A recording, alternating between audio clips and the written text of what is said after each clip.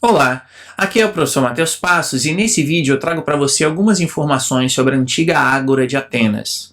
De maneira geral, o termo ágora, cuja tradução literal significa local de encontro ou assembleia, é utilizado para identificar um espaço público central existente em todas as cidades-estado da Grécia Antiga.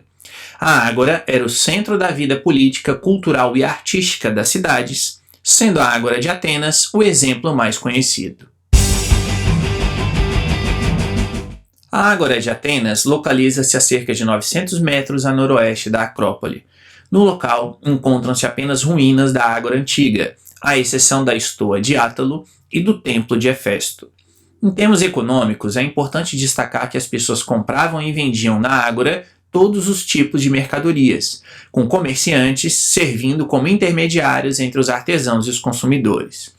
Além desse aspecto econômico, é importante destacar que a Ágora também era um lugar onde as pessoas se reuniam para discutir inúmeros tópicos, sendo ali que a democracia da antiga Grécia ocorreu pela primeira vez.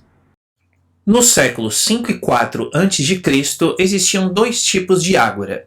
Pausanias, escrevendo no século II d.C., chama um tipo de arcaico e o outro de iônico. Ele menciona a Ágora de Elis como um exemplo do tipo arcaico, em que as colunatas e outros edifícios não foram coordenados durante sua construção. Significa dizer que a impressão geral que se tinha da organização espacial era que tudo estava em desordem. Em seu início, a Ágora de Atenas seguia esse padrão desordenado. Entretanto, seus primeiros edifícios, na maior parte agrupados no extremo oeste da área, foram destruídos pelos persas em 480 a.C. Logo depois, toda a área foi reconstruída para incluir o desenvolvimento nas áreas norte, oeste e sul, com a construção de 3 estoas, a estoa Poikile, a estoa sul e a estoa de Zeus Eleutérios, bem como os Tolos, o novo Boleterion, o Mint, que era a casa da moeda da época, a dicasteria, que correspondia aos tribunais, além de várias fontes e também uma grande variedade de oficinas de artesãos. É importante ressaltar que a Ágora de Atenas permaneceu um lugar vital da vida ateniense e seu crescimento continuou até o século II d.C., quando surgiu a impressionante estoa de Átalo. Posteriormente, com o declínio de Atenas durante o fim da Era Helênica, também a Ágora diminuiu de importância. Aqui você vê a imponente estoa de Átalo. Uma estoa é uma construção que consiste de um corredor ou pórtico coberto. Esses edifícios eram inteiramente abertos ao público. Mercadores podiam vender nele seus produtos, artistas mostravam ali suas obras e cerimônias religiosas podiam também ocorrer.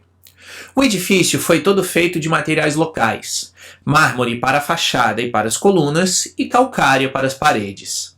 Mede 116 metros de comprimento e tinha 42 lojas no total. A estoa de Átalo tornou-se o principal edifício comercial da Ágora e foi usado por vários séculos, desde a sua construção em torno de 150 a.C. até a sua destruição em 267 d.C.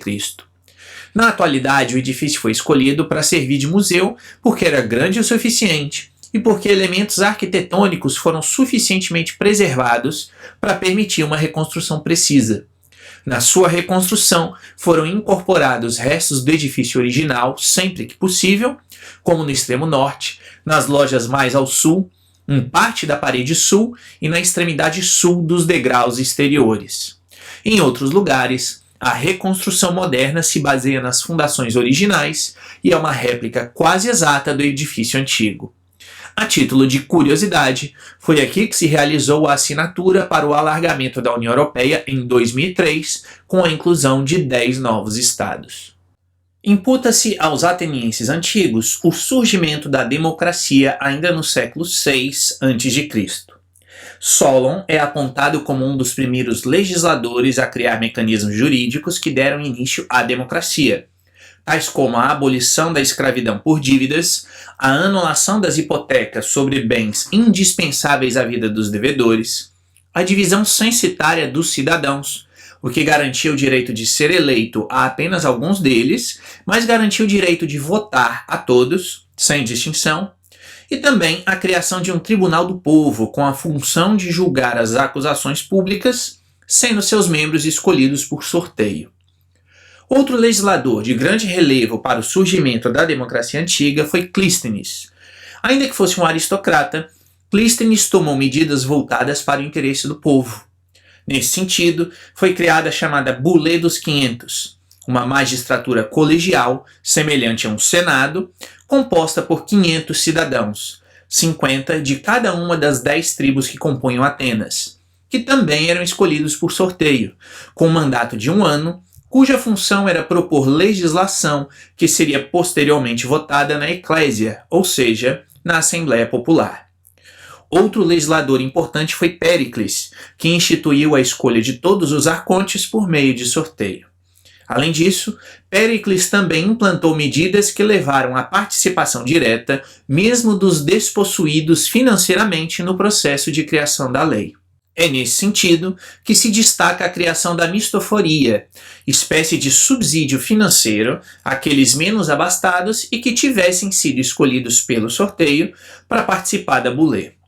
É inegável que a democracia ateniense se tornou historicamente relevante por ter sido o primeiro momento na história ocidental em que se deu ao cidadão a possibilidade de participar do processo de criação da lei. Claro está que naquele período houve a possibilidade de participação não apenas dos mais ricos, mas também dos mais pobres, já que a possibilidade de se fazer novas propostas e de ter iniciativa legislativa não era prerrogativa de um órgão específico, mas sim de qualquer cidadão.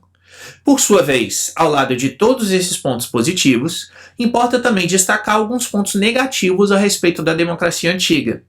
O primeiro deles diz respeito ao fato de inexistir verdadeira separação de poderes conforme os moldes atuais, de maneira que não se pode falar na existência de um poder judiciário em Atenas, apesar da nomenclatura comumente utilizada para se referir a alguns órgãos administrativos da época.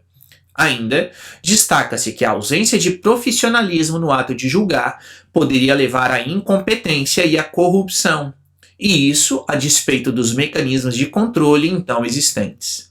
Por fim, importa chamar a atenção para a possibilidade de alteração constante da legislação, já que qualquer cidadão poderia, a qualquer momento, dar início àquilo que se chama hoje de processo legislativo, o que era fonte de instabilidade jurídica. Essas não foram, contudo, as causas principais que levaram à derrocada da democracia ateniense. O principal motivo foi o exacerbado individualismo dos cidadãos atenienses, o qual substituiu sua contribuição para o bem comum. Por outras palavras, a participação nos órgãos colegiados da administração pública deixou de ser realizada, tendo-se em vista a ideia de cidadania, entendida aqui como a participação do indivíduo em prol da coletividade, e passou a se fundamentar no enriquecimento individual. A explicação é simples. A partir do momento em que Péricles passou a subsidiar, com valores diários, a participação dos cidadãos na Assembleia e nos demais órgãos administrativos da cidade, os cidadãos se voluntariavam tendo em vista não a coletividade, mas sim com o objetivo de buscarem vantagens pessoais, especialmente em termos financeiros. Entretanto, importa destacar que a democracia ateniense, apesar dos seus defeitos e de sua curta duração ao longo do tempo, de aproximadamente apenas 200 anos, deixou um grande legado para o conceito de democracia na atualidade. Nesse sentido, 3 ideias são fundamentais e de grande importância para os dias atuais. Em primeiro lugar, a cidadania, embasada na isonomia entre os cidadãos. Em segundo lugar, a ideia de que o poder político surge de baixo para cima, ou seja, da sociedade em direção ao Estado e não de maneira inversa. E por fim, a ideia de rotação no exercício do poder, de maneira a se evitar a perpetuação de uma única pessoa ou grupo no aparelho estatal.